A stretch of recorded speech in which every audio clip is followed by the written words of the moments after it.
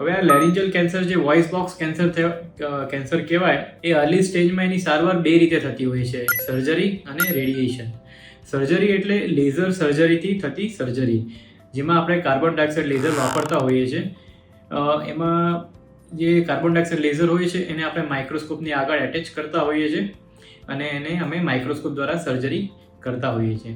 એમાં એક સિટિંગમાં આખી સર્જરી થઈ જાય, 2-3 દિવસનું રોકાણ થાય અને ઘરે જવા આપણે પેશન્ટને ઘરે જવાની પરવાનગી આપી દેતા હોઈએ છીએ. પાછળથી એમને થોડું વોઇસનો આરામ આપવો પડતો હોય છે, લગભગ અઠવાડિયું 10 દિવસ વોઇસને આરામ આપે અને પછી રેગ્યુલર અમે ચેકઅપ કરતા હોઈએ છીએ અને એનું લાંબા સમય સુધી ફોલોઅપ રાખતા હોઈએ છીએ. બીજું એક પદ્ધતિ છે રેડિયેશનની પદ્ધતિ.